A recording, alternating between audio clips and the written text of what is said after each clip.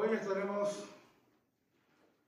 compartiendo Apocalipsis 3, del 14 al 22, que es la última carta que encargó nuestro Señor que Juan escribiera, esta a la iglesia de la Odisea. Y vamos a ver algunos puntos de comparación. ¿Cuántos hemos escuchado? No hay que juzgar un libro por su portada. ¿Okay? ¿Y cuántos lo hacemos? Y juzgamos. Nomás cuando compra un carro usado, está recién lavadito,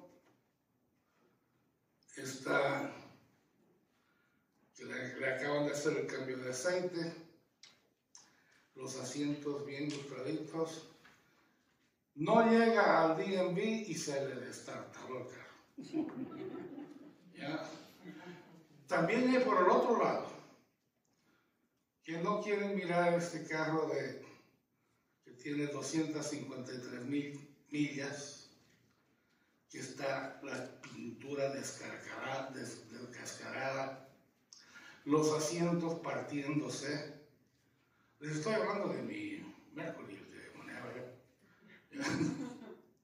Sin embargo, ese es lo más cercano a un jet en tierra. ¿Ya? O sea, no hay que juzgar un libro por su portada. Pero también eso aplica a los cristianos y en gran manera a muchas iglesias. Las actitudes y el comportamiento no reflejan el mensaje del Evangelio. Este era el caso en el primer siglo con esta iglesia de la Odisea. Parecía estar saludable, pero era solo el exterior. ¿Ya? Solo el exterior. Uno imaginaba la pintura se olía todavía fresca. Si habían bancas, no sé, pero si habían bancas estaban recién embarnizadas, se olía el barniz. ¿Ya? Y el lote de estacionamiento lleno de SUV pequeño. ¿Ya? Estoy hablando ahora de iglesias de hoy en día. Pero el mensaje que tienen no refleja el Evangelio. Las actitudes no reflejan la humildad de nuestro Señor. Las actitudes no reflejan la humildad que tenía nuestro Señor de ser totalmente dependiente del Padre mientras Él estaba allí. Y no lo reflejaba. ¿Ya? Hay iglesias también minúsculas que uno las pasa y dice, no, esta iglesia no. Bueno. Sin embargo, adentro hay 12 personas y un pastor que están compartiendo un verdadero tesoro y la gente lo pasa.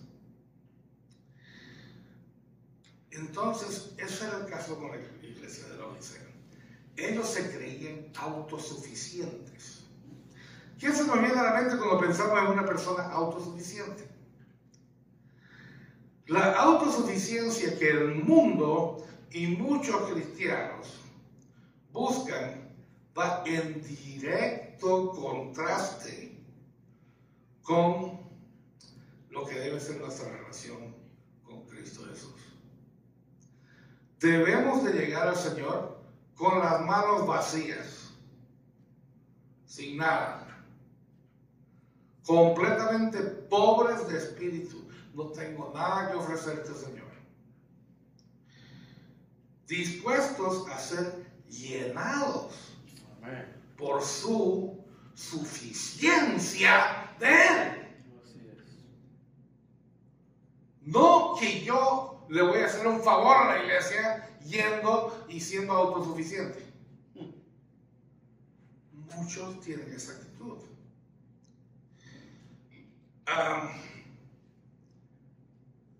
Nosotros necesitamos todo, no parte de Jesús. ¿Ya? Les doy un poquito de contexto. La Odisea fue un centro comercial de gran significado, conocido por la lana negra. Interesante. ¿Ya? También una pomada que tenía para los ojos. Y contaba con un acueducto que proveía aguas termales para los habitantes. También fue esto no lo sabía, yo hasta leerlo nuevo. También fue un centro bancario que había llegado al punto de que ellos acuñaban sus propias monedas. ¿Ya? Igual que hace 2 siglos aquí en Estados Unidos solamente había que acuñan monedas en Carson City, en San Francisco y en 2 o 3 lugares en el este. Pero uno de esos centros que acuñaban su propia moneda era la Odisea. Una ciudad próspera y autosuficiente en sus propios ojos. Veamos ahora lo que dice el Señor. Apocalipsis 3, leamos solamente del 14 al 17. 14, 15, 16, 17, 4 versículos. Y escribe al ángel de la iglesia en la Odisea: he aquí el Amén, el testigo fiel y verdadero, el principio de la creación de Dios, dice esto: yo conozco tus obras, que ni eres frío ni caliente. Ojalá fueses frío o caliente, pero por cuanto eres tibio y no frío ni caliente, te vomitaré de mi boca.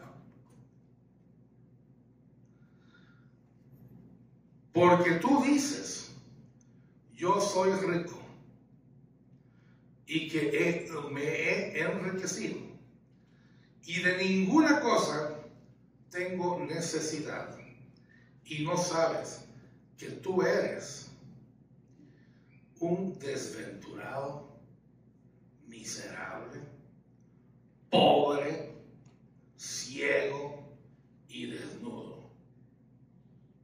Como diría mi madre, lo acabó. ¿Ya? Entonces, en la vida natural, lo que esperamos cuando nace Ella o uno de los nietos, todos esperamos ver a esa persona desarrollarse física e intelectualmente. Empieza a articular palabras y luego pensamientos. Empieza a buscar la forma de llegar de un punto a otro, ya sea agarrándose o gateando, pero va a llegar. Empezamos a buscar la forma de llegar de un punto a otro, y algún día esa personita podrá expresar su propia autonomía, y esto es solo el principio en su camino a la independencia. Decir que somos independientes es abrir la boca demasiado, porque nuestra independencia no es total. Nunca cesaremos de estar dependientes de algunas otras personas, y más que todo dependientes del Señor. ¿Ya? Aquí Jesús describe en el verso 14 cómo Él es el Amén, el testigo fiel y verdadero. No hay otro. El amén, el así sea. El que es, el que siempre ha sido. Estoy poniendo énfasis ahí. ¿Podemos decir nosotros eso? No. Él sí, ya que Él es el que es. Esto lo dijo el Señor porque ¿cómo más se va a describir? Él es el que es, porque es el único que es, y es totalmente independiente. Nosotros todos estamos bajo su sombra y dependiendo de Él. ¿Ya? Es el testigo fiel y verdadero, porque Él ha visto al Padre. Sabe toda la economía y todo lo que hay allá. Y vino a manifestarse a nosotros. Él es verdadero. El testigo fiel quien estuvo antes de la creación. El principio de la creación no significa de que Él haya sido el primer ser creado.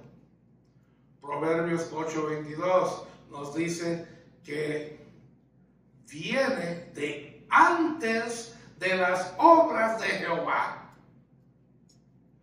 O sea, antes que toda la creación. Colosenses 1:17 nos dice que Él es antes de todas las cosas. Jesús viene ahora sí, este testigo fiel y verdadero, viene a esta iglesia prepotente, con cargos fuertes, ¿ya? Que trataba de hacerlos ver. Ellos que se jactaban de ser autosuficientes. Jesús los exhorta primero al arrepentimiento. Jesús no tiene ni una palabra bonita que decir de esta iglesia. Y ni siquiera hace mención de que, pero hay algunos que sí están siguiendo como lo hacen con alguna otra iglesia. No, con esta, todo parejo. ¿Ya? Todo parejo.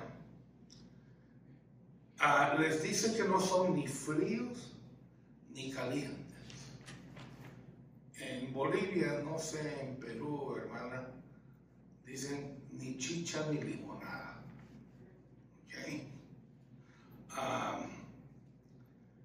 Esto de ni frío ni caliente es una analogía que está tomando, ¿ya?, de una particularidad de la Odisea, que tenía de acuerdo de un acueducto que de aguas termales que llegaba a la ciudad. Pero la cuestión es de que en el transcurso, esa propiedad de estar caliente, que es tan rica, le aumenta el sabor, se perdía, pero tampoco era fría. Entonces estaba tibia. Y yo no sé a quién le gusta el agua tibia. ¿Okay? A mí, no.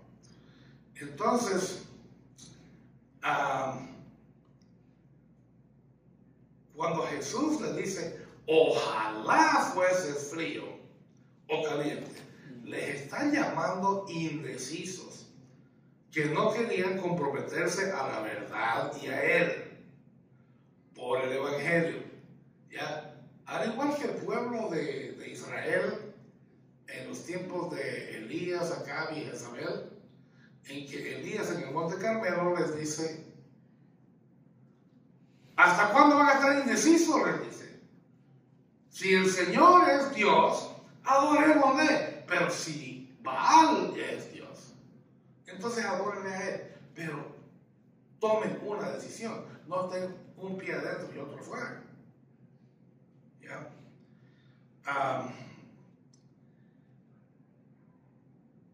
Y siendo así, pues el Señor los va a vomitar en el estado en que están.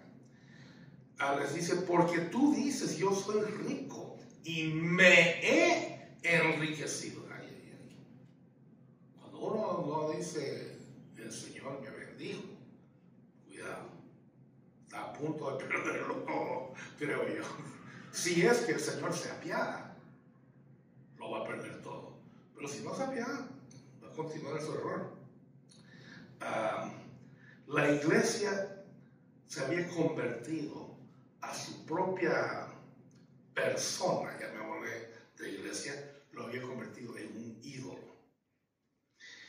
Al pecar, la iglesia se había cegado. Y no sabes que tú eres un desventurado, miserable, pobre, ciego y desnudo. No solo estaban lejos de las ventajas que la riqueza material promete, sino que estaban en bancarrota en 5 sentidos. Pobres, sin recursos para sostenerse por sí mismos ante el Señor. En Mateo 15:14 Jesús nos dice, dejadlos, son ciegos guías de ciegos, y si el ciego guiare al ciego, ambos caerán en el hoyo. También les llaman desnudos. En el Nuevo Testamento, el cristiano fiel siempre está vestido, y vestido de justicia y de santidad. Los laodicenses carecían de la vestidura que solo se tiene en Jesús. O sea, ¿de qué sirve tenerlo todo y no estar vestidos por Jesús? Eso no sirve de nada. Si Jesús es preeminente sobre todas las cosas, todos los que vivimos bajo su sombra dependemos de Él. Y no hay nada de qué avergonzarse y todo de qué estar orgulloso al decir, yo dependo del Señor. ¿Sí? Yo dependo del Señor. Incluso la iglesia de la Odisea dependía también del Señor, pero no lo reconocían. La iglesia necesitaba de arrepentirse de su autosuficiencia. Entonces, para quedar claros, preguntamos ahora, ¿por qué Dios rechaza a las personas autosuficientes? Simple. Cualquier cosa que está llena, saturada, no le puede entrar más. Y si la persona está llena de sí mismo, y solo llena de sí mismo, Jesús no va, no puede y tampoco quiere entrar ahí. Jesús quiere esa vida totalmente despojada, vacía, que diga, no tengo nada que ofrecerte. ¿Ya? Si dependo de mí mismo, entonces no necesito que Jesús hubiese venido a vivir una vida perfecta después de dejarlo todo en el cielo, todo su reinado, llegar a vivir una vida perfecta entre nosotros, seres inmundos, y después, sin haber debido nada, morir en la cruz por nosotros. Y la persona que es autosuficiente está diciendo, no, por mí no. Ese es el insulto más grande que puede tener. Ese sería el insulto más grande. Y, ¿sabe qué? Si alguno lo ha dicho y después se arrepintió, el Señor hasta de eso lo perdonó. A mí me quedaría por lo menos un rencor, la verdad. Perdona, Señor. Ya, por lo menos me quedaría un rencor. Ya, de que estaría yo, que no es mi persona. Sí, amigo, y por dentro estoy queriendo sacarlo todo. Ya, pero ese no es el Señor. El Señor, si alguien ha dicho, no dependo de Él, el Señor, si es que esa persona se arrepintió, lo perdonó. Uf. Los versos que siguen nos enseñan que debemos de arrepentirnos de nuestros pecados y aceptar la disciplina del Señor como una muestra de su amor. Vamos del capítulo 3, del verso 18 al 19, dos más. Por tanto, yo te aconsejo que de mí compres oro refinado en fuego, para que seas rico, y vestiduras blancas para vestirte, y que no se descubra la vergüenza de tu desnudez, y unge tus ojos con colirio para que veas. Yo reprendo y castigo a todos los que amo. Sé pues celoso y arrepiéntete. Entonces, este es el punto 2. Aquí Jesús está presentando la solución para el pecado de esta iglesia. En el verso 17 Jesús revela la verdadera condición de la iglesia. Desventurados, miserables, ¿ya? Y entonces, siendo así, la iglesia sufría por tener un sentimiento de autosuficiencia. Estaban completamente cómodos en su condición, en su error, completamente cómodos, ¿ya? A pesar de sus pecados, el Señor no los condena.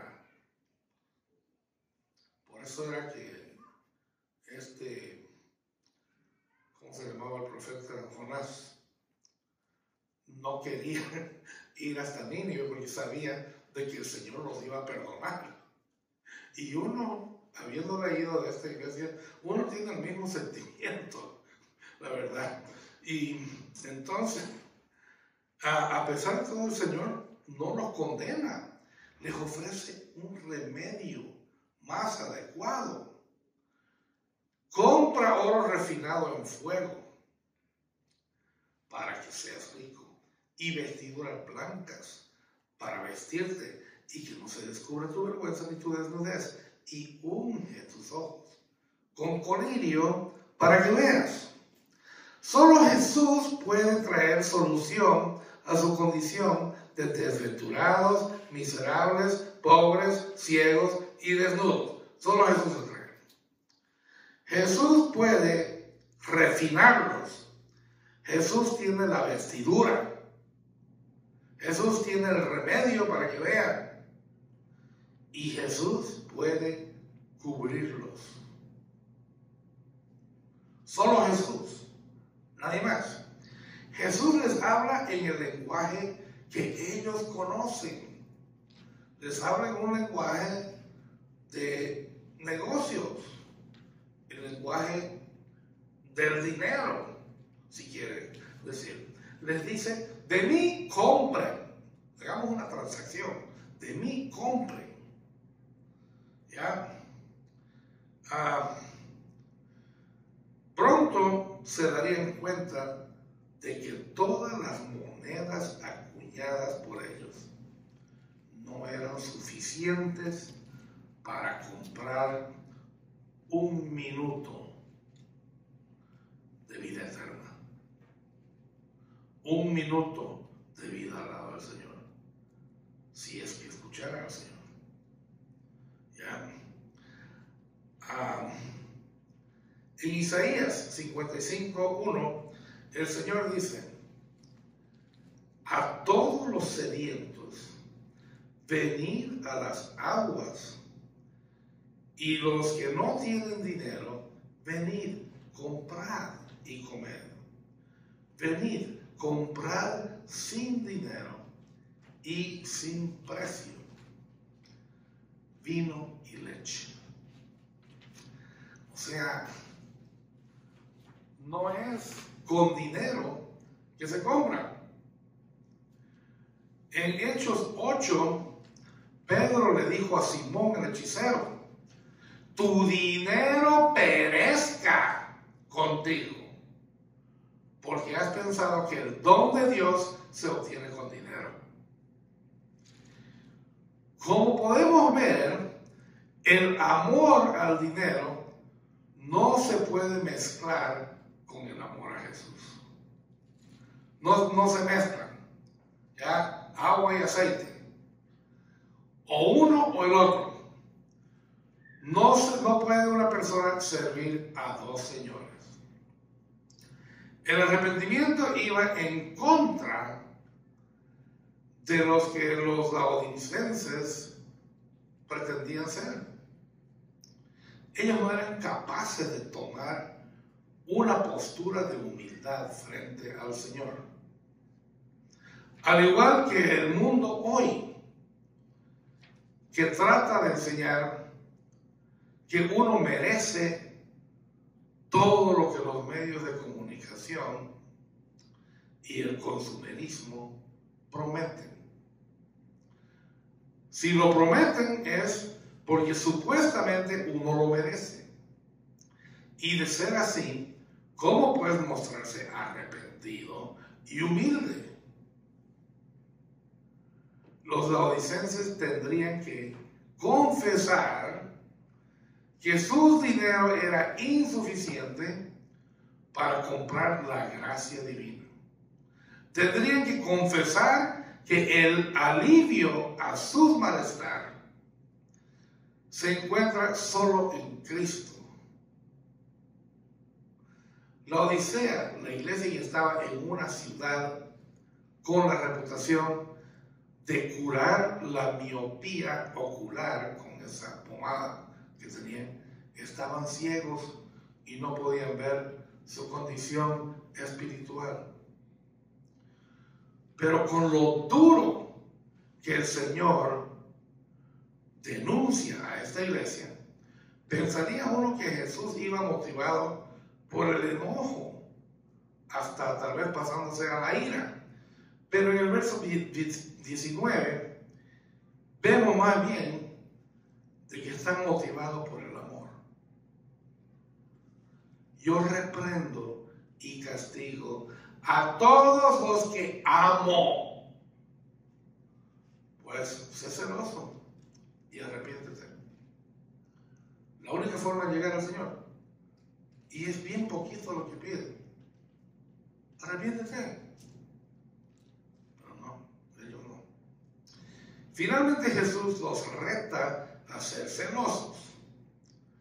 La pasión no es vista en la Biblia sino como algo negativo, la pasión, que Satanás usa para guiar al mundo.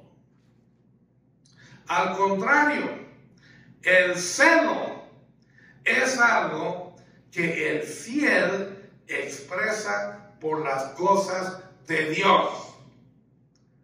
Eso es el celo.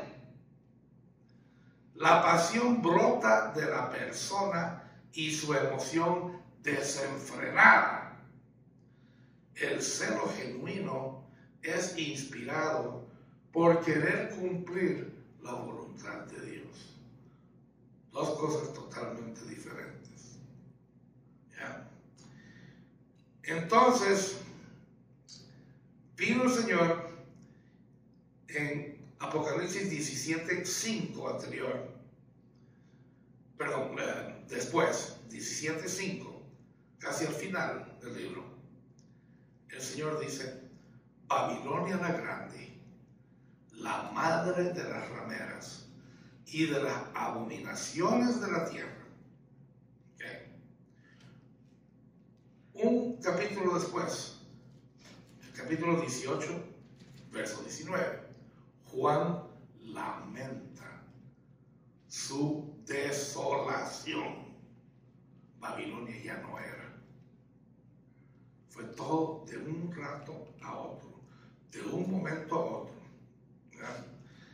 El cristiano autosuficiente piensa que su riqueza es duradera, pero quedan igual de sorprendidos al ver lo pasajeros que son las riquezas. Jesús sabe bien lo que necesitamos, porque no lo ofrece con los medios o el tipo de moneda o cambio que nosotros usamos. Es una economía diferente. La economía divina es diferente a la nuestra. Los medios de cambio que usa para obtener lo que aquí ofrece el Señor son el arrepentimiento y el corazón quebrantado, contrito. No es dinero. No importa cuánto tenga uno. Uno llega con el corazón contrito, quebrantado, totalmente humillado.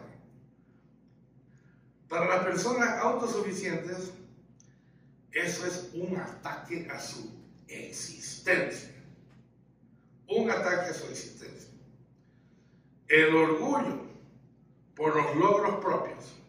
Pero a Jesús debemos llegar sin nada en las manos, con humildad, porque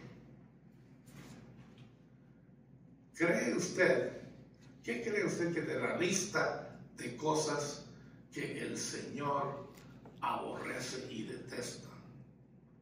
¿Ya? La primera, Proverbios 6, 16 a 19. Hay 7 cosas. La primera, el Señor detesta los ojos altivos. El orgullo es la número 1. ¿Ya?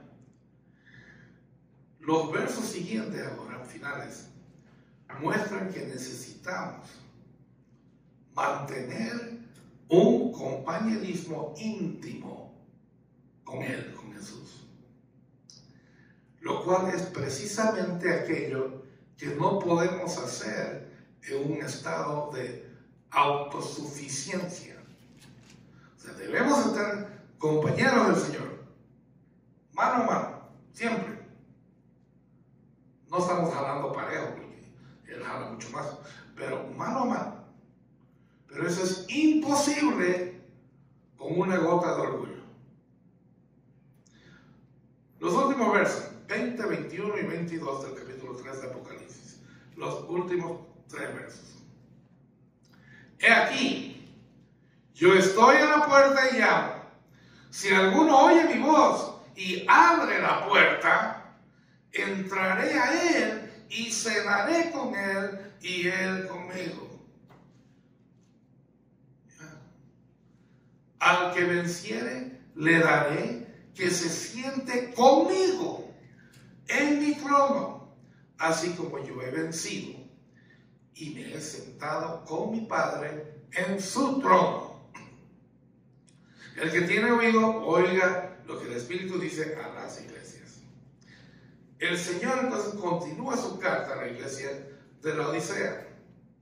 He aquí, yo estoy a la puerta y llamo. Si alguno oye mi voz y abre la puerta, entraré a él y cenaré con él y él conmigo. Este verso casi siempre yo lo he escuchado ser citado como un esfuerzo evangelístico.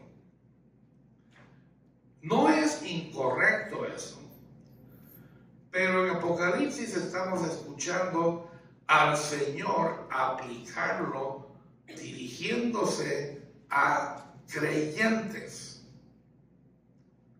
Entonces vamos a ver cómo lo aplica el Señor. Por el contenido de la carta, lo que hemos visto, vemos que la iglesia de la Odisea estaba alejada del Señor, ¿Cómo ocurrió esto? ¿Cómo ocurrió esto?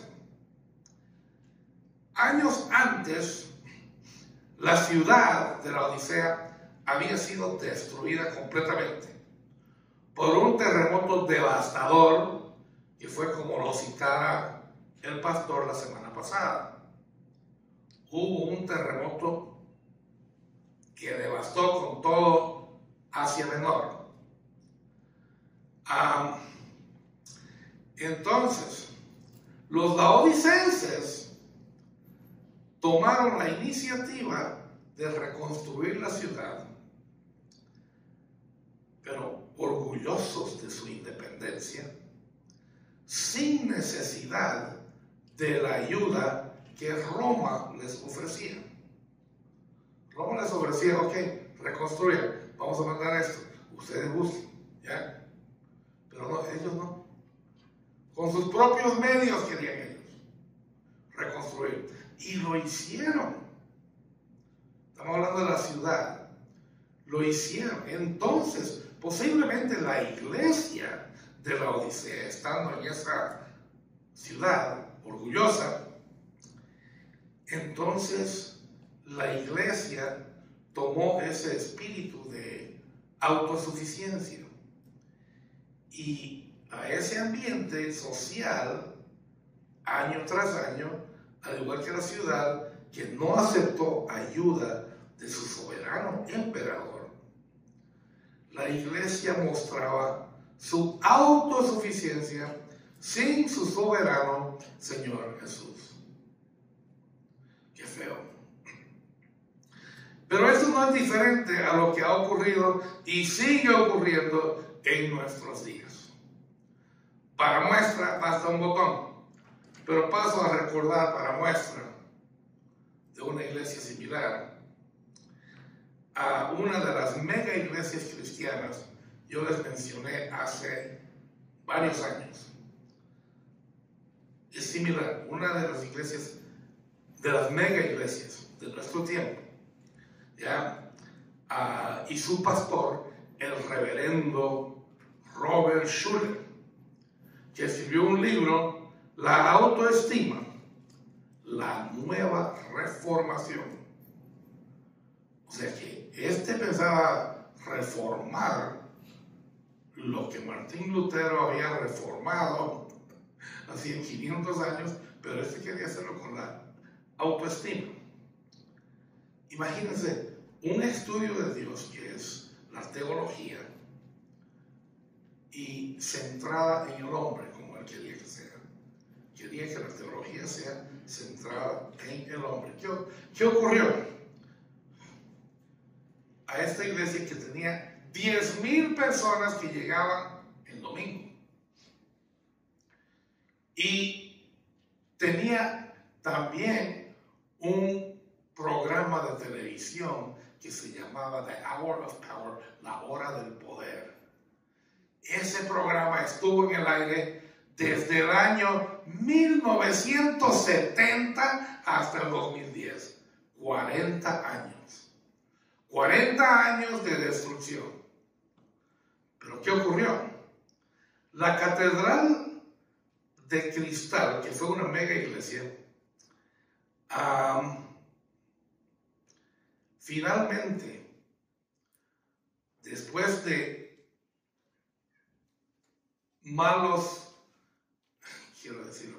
de mala administración financiera, por derrochar desenfrenadamente, ¿ya? Al igual que el caso de Babilonia, fue desolada. Y esa iglesia fue vendida en el 2011 a la Arquidiócesis Católica de Orange. ¿Se imaginan? Mega iglesia. 68 millones de dólares. Gracias. 68 millones de dólares. Roxana y yo tuvimos oportunidad de estar en un matrimonio ahí adentro. Y yo no era cristiano todavía.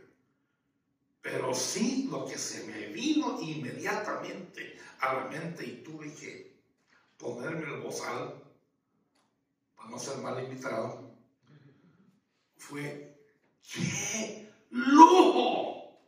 No por parte de los anfitriones, por parte de la iglesia. Estaba yo ahí adentro, parecía uno en Disneylandia.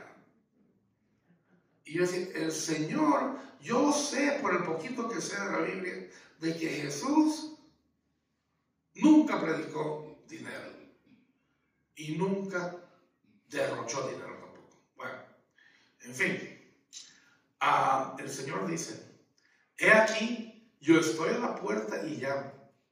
Estaban alejados. Y si alguno oye mi voz y abre la puerta, entraré a él, cenaré con él y él conmigo. Es decir, ahora es el punto. Como le digo, siempre lo he escuchado el verso aplicado a evangelización. Ahora está como el Señor lo está aplicando.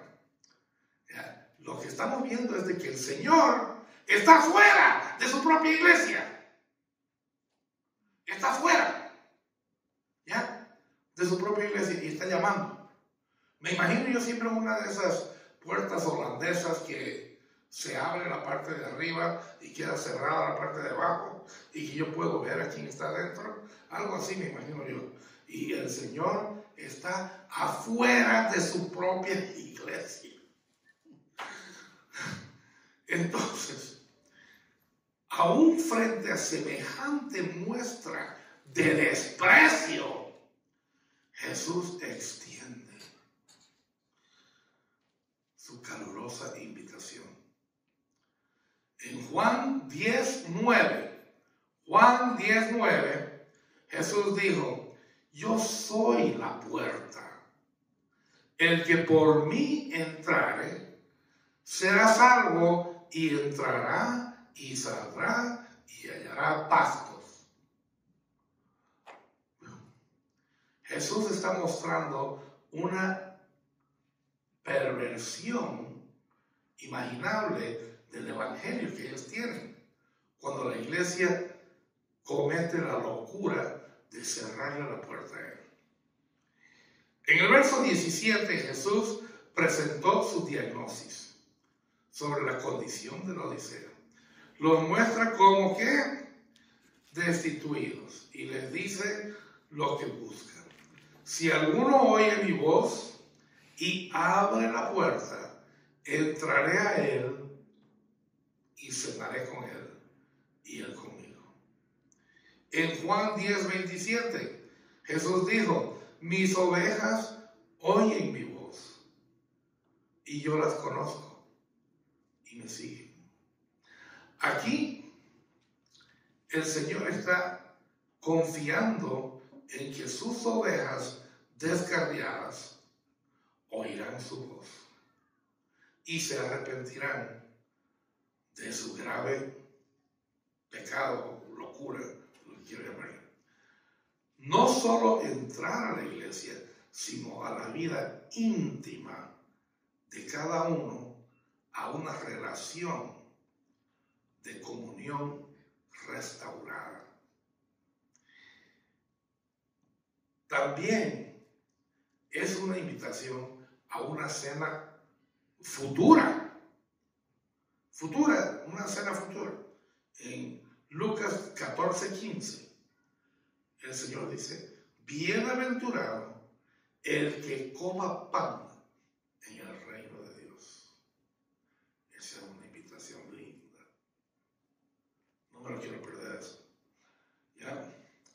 Por último, Jesús les afirma, al que venciere le daré que se siente conmigo en mi trono, así como yo he vencido y me he sentado en el trono con mi Padre en el trono.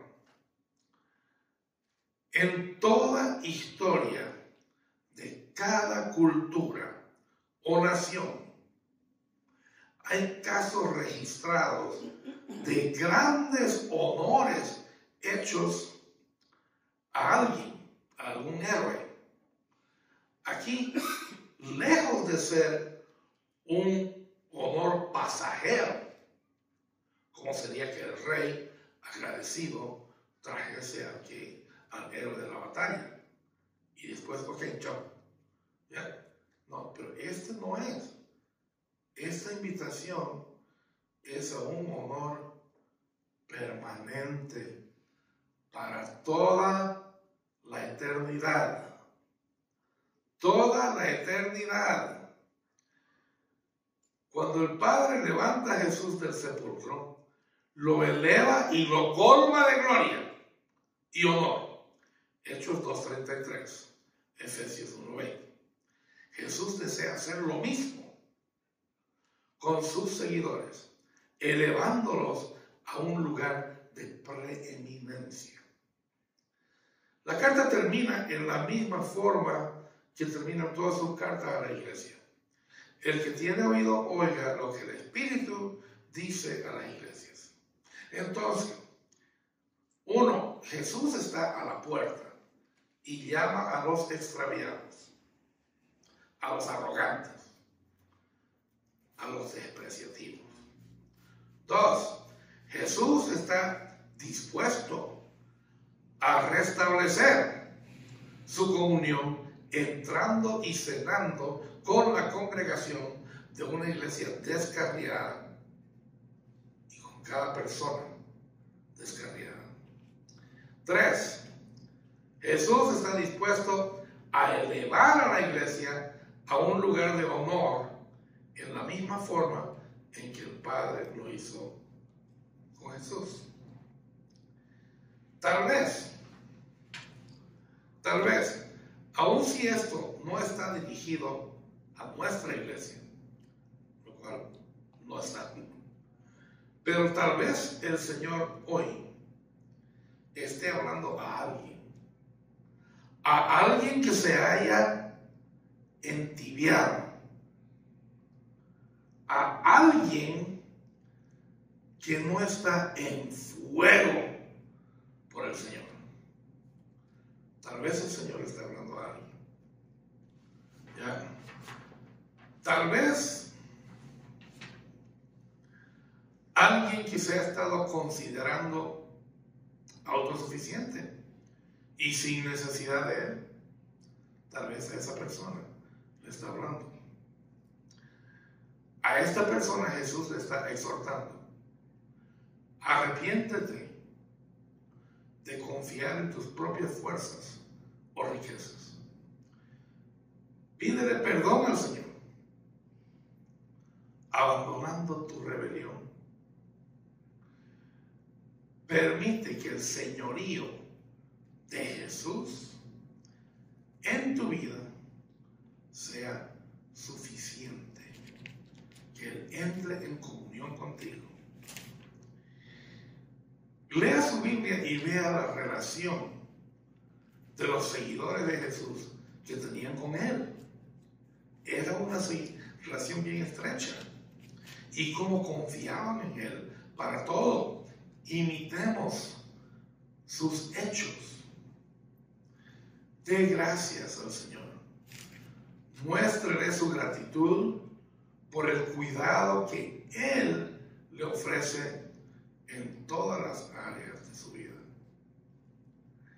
Jesús nos muestra cómo derrotar el espíritu de la autosuficiencia, ¿ya? En que Él vino y vivió toda su vida en la tierra en sumiso y completamente dependiente actitud de su Padre Celestial. En Juan 5:30, Jesús admitió: no puedo yo hacer nada por mí mismo. Según oigo, así juzgo. Y mi juicio es justo porque no busco mi voluntad, sino la voluntad del que me envió, la del Padre.